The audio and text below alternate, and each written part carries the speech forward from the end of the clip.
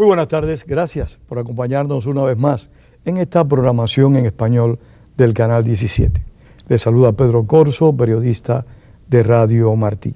En esta ocasión, como en otras tantas, vamos a abordar la situación política en Estados Unidos, el debate que se generó en el país durante mucho tiempo sobre el techo de la deuda. Para tratar este tema tan interesante e importante, creo que mucho más importante que interesante, o que ocupó grandes cintillos de prensa, hemos invitado a Héctor Caraballo, del Club Cubano-Americano del Condado Miami-Dade. Así que, Héctor, gracias por estar acá. Muchas gracias por invitarme, como siempre. Héctor, las personas que estamos fuera de la política activa, tú estás en ella, como que apreciamos que este debate tan intenso, tan largo, para llegar a un acuerdo, para elevar el techo de la deuda, que puso al país en riesgo de perder su calidad crediticia, que puso a la nación en una gran duda si los políticos eran o no capaces de acordar un punto esencial para el futuro del país. Eso nos ha producido un sentimiento como que hay un desgaste, como que los políticos están mirando demasiado su ombligo, por utilizar un término, demasiado sus intereses directos, y no están mirando los intereses de la nación. Y cuando hablo de políticos, hablo de congresistas y hablo, por supuesto, del Ejecutivo. En parte tienes razón, Pedro, pero al mismo tiempo no la tienes tampoco. Discrepo en ese sentido. Eso no sé, yo no entiendo eso, la tengo y no la tengo. Por eso, sí te voy a decir, porque la tienes en parte. Indudablemente, lo que ha pasado no había pasado nunca. Y tiene la motivación de la realidad política actual del país. Ahora bien, yo siempre quiero hacer énfasis de que el sistema democrático de Estados Unidos tiene una serie de características y peculiaridades que a nosotros, los que venimos de otro tipo de cultura, a veces nos chocan. Esto en sí, esta por lucha de posiciones distintas, que hay que llegar después a una solución equilibrada, a un acuerdo, a un compromiso, ha sido el sello de la nación desde sus inicios. Y eso es lo que a muchas personas se les olvida. Nosotros vemos a los padres fundadores, vemos aquello como algo muy bonito, crearon una nación, fijaron los principios. No fue de esa forma tan fácil y bella como nos parece. Los padres fundadores lucharon unos contra otros, con posiciones totalmente diversas.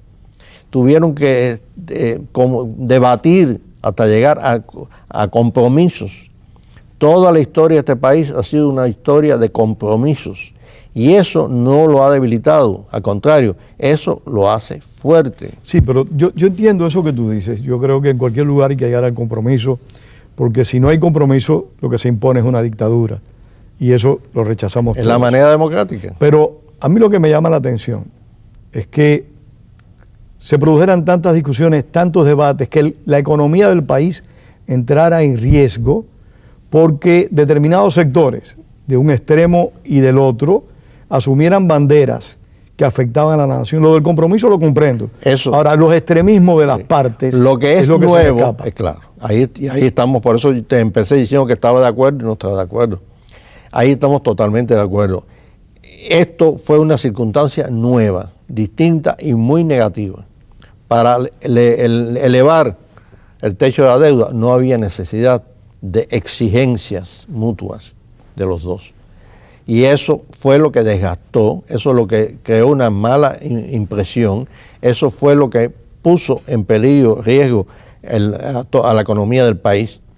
Eso fue porque todo el mundo estaba al tanto de lo que estaba sucediendo. Y ahí sí fue algo negativo. ¿Por qué fue algo negativo? Porque en eso convergieron posiciones extremistas que han llevado al país a esa crisis. ¿Extremistas de ambos partidos? De ambos partidos, pero más en el Partido Republicano que en el Demócrata. No se nos puede olvidar que tú eres demócrata. Sí, pero aunque parezca así, es que es la realidad. Y te lo voy a demostrar fácilmente. Lo positivo que yo veo de todo esto, aparte que se haya llegado a un acuerdo, aparte que se haya llegado a una solución que va a ser muy positiva para el país. Lo bueno también que yo veo es lo siguiente: cuando tú chequeas la votación, te das cuenta que los dos extremos de los dos partidos votaron en contra de la solución. Tú ves, vamos a suponer, en el Senado hubo 74 votos a favor y 26 en contra. Tú puedes chequear quiénes fueron los que votaron en contra y son... ¿Votaron miembros de ambos partidos en contra en el Senado? Sí, como no, 26, hubo republicanos 19 en contra y 7 demócratas en contra. Es decir, todos los miembros del Tea Party votaron en contra, tanto en la Cámara como en el Senado, como en la Casa de Representantes y en el Senado. Y los sectores más liberados del Partido Demócrata votaron en contra también. ¿Qué querían los miembros del Tea Party tanto de una Cámara como de la otra? ¿Qué es lo que buscaban? Bueno, dos aspectos. Primero, ellos en la Cámara de Representantes había votado una ley días antes que hacía una serie de exigencias excesivas y extremistas que fue el fruto de la posición del Tea Party. Eso solamente... ¿Cuál fue esa ley, por favor? Esa ley lo que exigía es que se hiciera una enmienda constitucional para que de ahora en adelante el techo de la deuda había que ser, no podía aumentarse más. Y al mismo tiempo se exigía del gobierno dos cosas básicas que son para ello. Primero, que no se aumentaran los impuestos a la clase alta, a las grandes corporaciones, y que al mismo tiempo se hiciera una reducción mucho más fuerte, de casi 2 trillones, más de 2 trillones de dólares sociales. Exacto, de todo lo que es los recursos del gobierno, el presupuesto del gobierno. Esos dos planteamientos excesivos no tenían posibilidad ninguna de convertirse en ley, porque el Senado de antemano no lo aprobaba y había sido aprobado previamente en la Cámara de Representantes. En la Cámara de Representantes con una votación partidista. No se iba a aprobar en el Senado y el presidente lo había dicho que lo iba a vetar. La votación nunca iba a superar el veto del presidente, aparte de que el presidente no iba a tener que votar. Ahora bien, esto lo que demuestra es que el país quiere volver al centro. El país quiere avanzar, porque tenemos una serie de problemas que tenemos que resolver. Tenemos un desempleo alto que no acaba de disminuir. Tenemos que volver nuevamente a crear en nuestro país producción. Durante más de una década se nos han ido yendo hacia otros países nuestras fábricas. Más de 20 años. Más de 20 años. Pero perdóname, Héctor, antes de caer en esta conclusión, sí, que es casi final del programa y estamos, por suerte, en sus principios. ¿Cuál fue la posición en este caso? Esta fue la posición extrema de los republicanos. Exacto. O sea, de una corriente dentro de los republicanos. ¿Cuál fue la posición extrema dentro de la corriente demócrata? Evitar que esas reducciones influyeran en la reducción del Medicare y del Social Security y de una serie de fondos de ayuda que tiene el gobierno, que iban a ser afectados totalmente. En el compromiso, uno de los compromisos es que nada de esas situaciones van a ser afectadas. Es decir, los descuentos que se van a hacer no van a afectar ni al Medicare, ni a las diferentes... Ese es el compromiso al que se llegó ese compromiso se llegó ahora. Ahora, todos conocemos que los países más paternalistas dentro del mundo democrático, los países europeos, pues han tenido que ir limitando ese paternalismo porque la economía no permite ciertos amparos y ciertas protecciones. Es necesario que el ciudadano pues asuma sus propias responsabilidades, y esto suena un poco cruel. Yo creo en la seguridad social, yo creo en la asistencia social. O sea, yo defiendo ese aspecto. Y me parece que es más importante ayudar a un desamparado que mandar a fabricar un avión de última generación. O sea, yo tengo esa visión, creo que la compartimos. Sí, es claro. Ahora, también hay que tener sentido común. Un país no puede seguirse endeudando para satisfacer necesidades de personas que tal vez no tienen interés de salir del marasmo, de la situación social en la que se encuentran. Y la deuda es de todos, la deuda no es solo de los republicanos o de los demócratas que están a favor o no de un extremo. Sí, pero el problema es el siguiente. Primero, en Europa. El problema que ha tenido Europa es de falta de una economía objetiva, dinámica y de políticas nacionales con visión. Y yo te pongo este ejemplo. En Europa tenemos el motor de Europa, que es Alemania. En Alemania, los seguros, la salud pública y todos los servicios sociales son superiores a muchos de los países que ahora en estos momentos están en quiebra, como Grecia, como Irlanda, como España en cierto sentido. Eso no es lo que ha llevado a esos países al fracaso. Lo que ha llevado a su fracaso es su política económica, la corrupción, la poca visión de sus políticos, las prebendas, todo ese tipo de cosas es lo que lleva a esos países a eso. No es el hecho de que tenga un servicio social. El servicio social se deforma cuando toda la estructura del país se deforma. Pero cuando tú ves que... Porque ¿por qué en Alemania funciona y no en los demás países? Bueno, eso es una pregunta muy interesante. Claro. También en Alemania funcionó, llevando un extremo a Adolfo Hitler, que no ha funcionado en otros países. El problema es que en Alemania se puso, cuando triunfó, cuando se acabó la guerra, cuando Alemania estaba totalmente devastada, vino un líder que se llamó Konrad Adenauer, sí, y creó lo que se llamó la política social de mercado, una política capitalista con una visión social. Y entonces en Alemania... Pero en cierta medida eso no es lo que ha existido aquí siempre, porque si hay una sociedad con una preocupación social, aunque no existe un plan general de salud, con una preocupación social grande, este es un país que recibe a la gente y les da medicina, les da atención médica. No, desgraciadamente, Estados Unidos no es el país en el que la reforma, el problema social es el más avanzado. Tenemos problemas. No, sabemos que no es más avanzado, pero... Lo estamos viviendo continuamente. En comparación con otros países, no somos punteros. Por eso insisto en el ejemplo de Alemania. Inclusive el presidente Obama hace poco también tocó el tema, porque es que es muy patente. Mira, lo único que viene a analizar es lo siguiente. ¿Cómo es posible que en Alemania el sistema de salud funcione? El sistema médico de clínicas privadas funcione maravillosamente bien.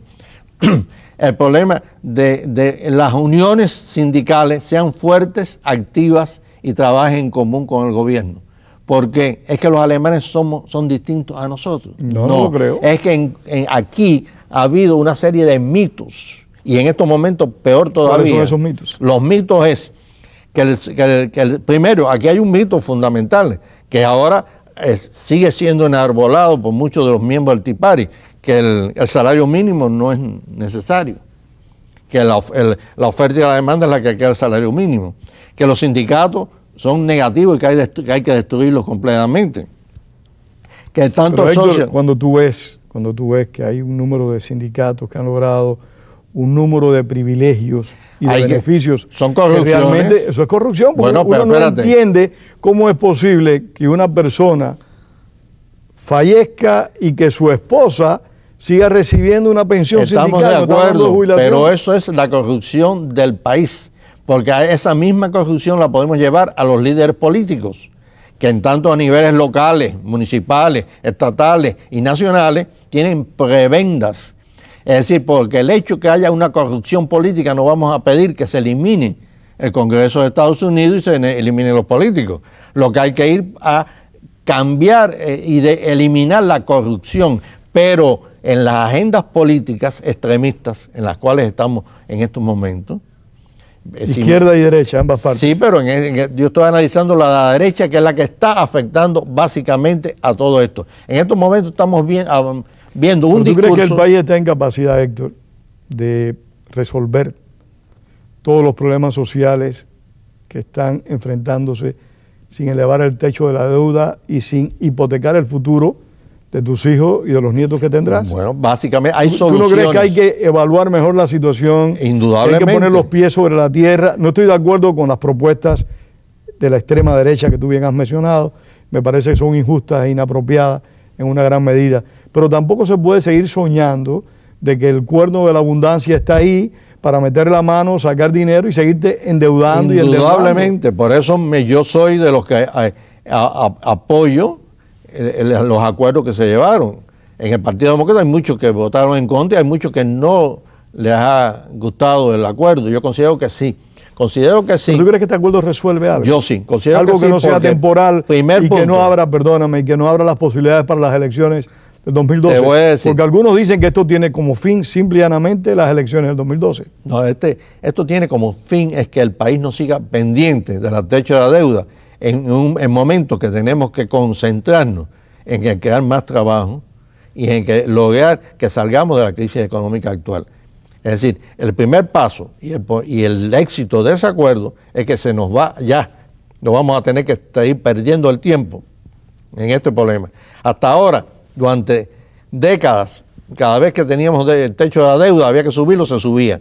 Y no se perdían, y no se paralizaba el país como se ha paralizado. Yo te preguntaba, lo subía el propio presidente. El presidente y el Congreso lo ha aprobado automáticamente. ¿Y no, porque en esta ocasión no se pudo hacer Porque el Congreso nunca se negó, porque el Congreso se negó, porque el Tea Party, pero básicamente... el Congreso, el presidente trató de elevar el techo de la deuda automáticamente y el Congreso se opuso. Claro, eso se eleva automáticamente porque eso es una escala. Y entonces se aprobaba. Pero que también que estábamos llegando a un techo de la deuda. Indudablemente. Indudablemente. Estaba a la quiebra. Indudablemente. Yo lo que creo que esto lo que ha traído es racionalidad en el debate. Y esa racionalidad nos va a ayudar como nación.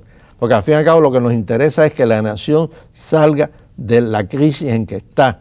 Ahora bien, y de una forma muy sencilla. ¿Tú crees que, porque ahora se va a crear una comisión de 6 senadores y 6 representantes, demócratas y republicanos, que va a dar ideas, va a tomar acuerdos sobre el problema de qué forma seguimos reduciendo nuestros gastos y seguimos buscando más dinero, más recursos?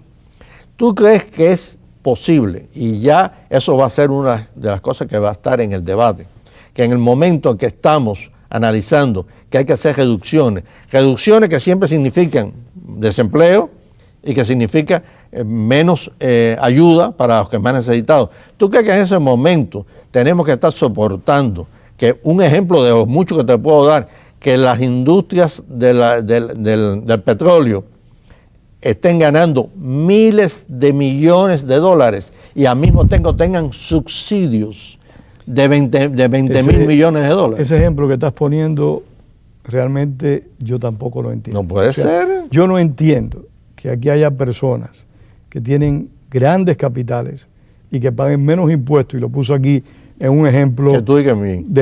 Que puso el ejemplo de Enrique Ruano, un común amigo que trabaja de noche hace 30 años, un simple empleado, obrero de una fábrica de plástico, y este hombre paga más taxes que algunas personas que ganan muchísimo más dinero que él. ¿Por qué? Yo no entiendo eso, no estoy de acuerdo con eso. Porque a lo que hay que ir, y es una de las bases que va a tener esa comisión, es que el sistema de taxación, es decir, el código de impuestos del país hay que cambiarlo de principio a fin. No sirve, no funciona. ¿Y está el Partido Demócrata promoviendo ese cambio de código? Y en el Partido Republicano hay personas que también, porque eso es un problema de sentido común. Yo lo que me gusta de este acuerdo es que ustedes ven la votación y las personas con más sentido común en el Congreso fueron los que votaron a favor. Y las personas que con menos sentido común, con salvo excepciones, no quiero decir que todos sean así. Por supuesto. Son los que votaron en contra. Convicciones ideológicas no tienen nada que ver con sentido común. Porque el problema es, Pedro, que cuando tú tienes una agenda política, tú no te preguntas a ti si esa ley va a ser buena o mala. Tú lo que te preguntas es, ¿estás de acuerdo con lo que yo pienso? Y esa es la negatividad de la ideología, porque la ideología impide a las personas hacer, tomar decisiones. Análisis en base a la realidad. Claro. La ideología rechaza eso y lo tenemos en la teoría de Carlos Marx. Exacto. Imponían decisiones. Lo hemos visto en Cuba de una forma bien clara. Eso pero Héctor, el tema de los taxes, de los impuestos, que yo, al igual que tú, siempre me ha llamado la atención, de que aquí hayan corporaciones gigantescas que apenas pagan impuestos. Todos los años uno ve que las compañías petroleras ganan una mayor cantidad de dinero. Entonces, para mí es incomprensible. Y a la vez dicen que son las que menos impuestos pagan. 140 mil millones de dólares, billones de dólares. ¿Eso siempre ha sido así o eso se produjo a partir de un momento? Bueno, el problema es que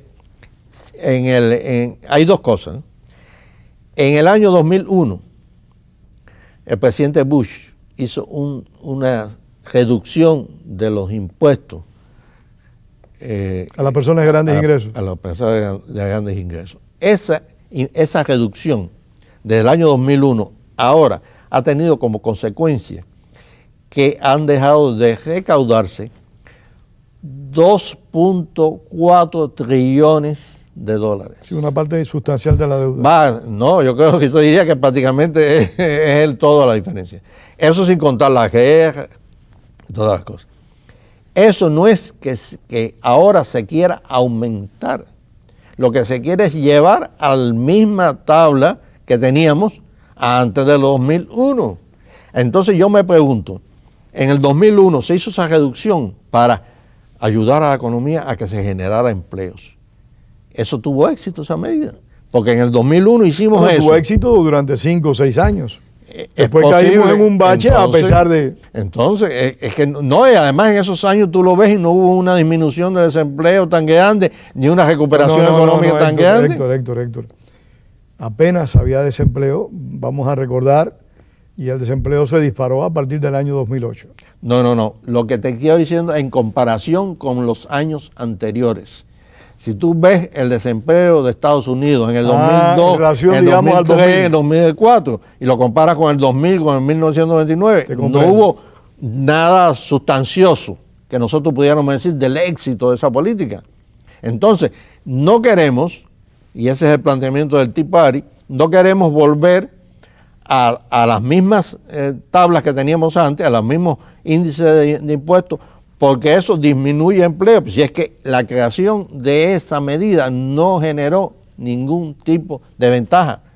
Aparte de eso, que eso es las medidas del 2001, tenemos también lo que son las deducciones y subsidios. Este grupo que llamamos Tea Party, que se identifica como tal, siempre ha existido o realmente se origina a partir de las últimas elecciones. No, el Tea Party es una me refiero como corriente ideológica, no como grupo organizado. No, como grupo, como corriente ideológica representa el extremo de los conservadores. Siempre ha existido eso. Sí, de otra forma, pero eran lo que nosotros le decíamos los neoconservadores.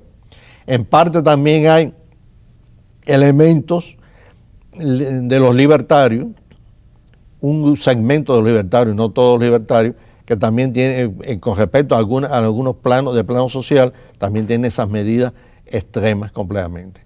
Todo ese tipo de personas han sido subvencionadas y apoyadas con sectores muy influyentes económicos. Ahora bien, ¿existen corrientes similares de extrema en el Partido Demócrata? No existe. En el Partido Demócrata hay organizaciones de extrema, de izquierda, me refiero que existen. Pero vamos a suponer, en estos momentos, lo que nosotros decimos, cuando vamos a la votación, lo que nosotros decimos, el sector liberal del Partido Demócrata es el caucus negro, los afroamericanos, los hispanos, y lo que son los progresistas, que sí, más bien, ideológicamente tienen una definición mayor. Es importante ese grupo, esos progresistas.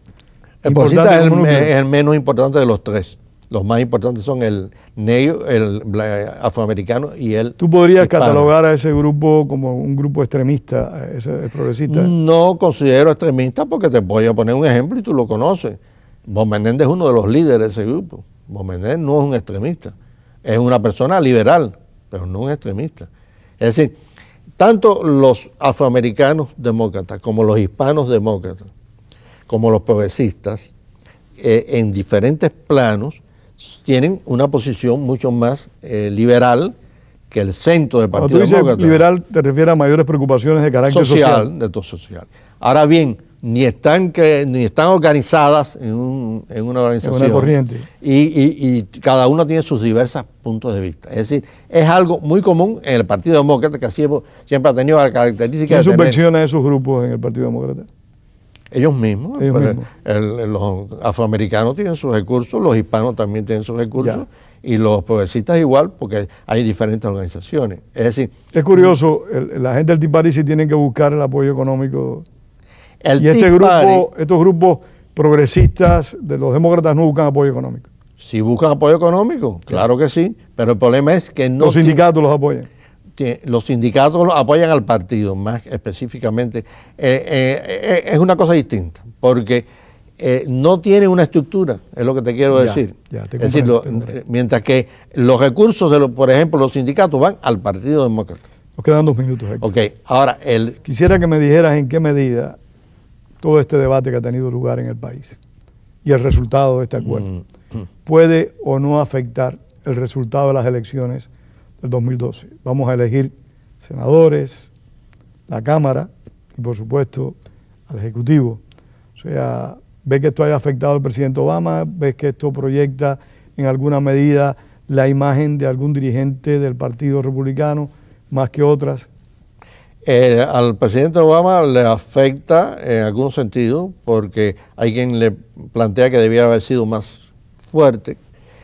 Para otros considera que fue muy exitoso porque dio la imagen de la persona que está dispuesta a llegar a compromisos. Mi opinión que a la larga le va a ser beneficioso porque el país va a buscar en las elecciones del año del 2012 el centro nuevamente. Y los sectores que vayan a los extremos van a ser los menos votados por los independientes. O sea, ¿tú crees que tanto los republicanos como los demócratas van a buscar candidatos de centro? Exacto. ¿Ubicas a Obama entre esos candidatos de centro? Bueno, es que Obama es el único candidato del partido. Y es el centro, aunque parece que muchas personas no lo entienden así. Obama es el centro del Partido Demócrata, no es el ala liberal del Partido tenemos Demócrata. Una reedición de Clinton. Muy parecida. Entonces, en el Partido Republicano tenemos el gran problema que no hay nadie del centro. ¿Quién representa el centro republicano? No, el centro lo podía representar Romney, pero el problema es que ha salido de esta crisis muy debilitado y el Tea Party dentro de las primarias republicanas tiene mucha más fuerza que Romney. Le va a costar mucho trabajo ganar las primarias de su partido. Y si el partido no logra llevar a un candidato de centro, no tiene la menor posibilidad de ganar las elecciones del 2012. Estoy hablando del Partido Republicano. Sí, la situación realmente es interesante. Muchísimas gracias, Héctor Caraballo. Gracias a ti. Gracias a ustedes por haber compartido con nosotros esta tarde. Les invitamos para la próxima semana a un nuevo programa de opiniones. Tengan todos muy buenas tardes.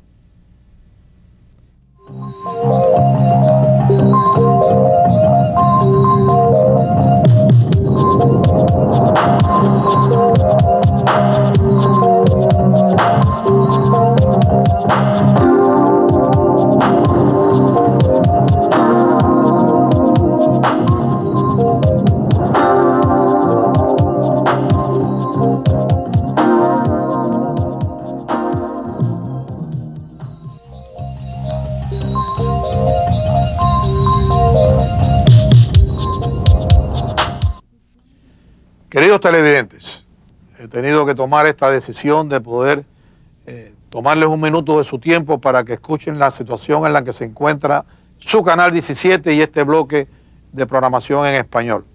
Tenemos unos momentos difíciles económicos. Si no hacemos algo, posiblemente esta programación pues no podrá continuar. Pero yo sé que con la ayuda suya, y estoy seguro porque cada vez que se las pido siempre me responden, vamos a poder seguirle llevando esta programación a ustedes. Va a aparecer una información en la pantalla, tanto ahora como en el final, para que usted, a medida de sus posibilidades, pueda enviarme una contribución. Lo mismo de $1.50 que de aquellos que puedan de 1,000. Necesitamos su ayuda para poder continuar con este servicio que llevamos ya más de 30 años llevándosele domingo tras domingo. No me fallen, ayúdenme, envíeme lo que usted pueda y envíenselo a amigos del canal 17 o WLRN Programación en Español. Ayude a sus programas.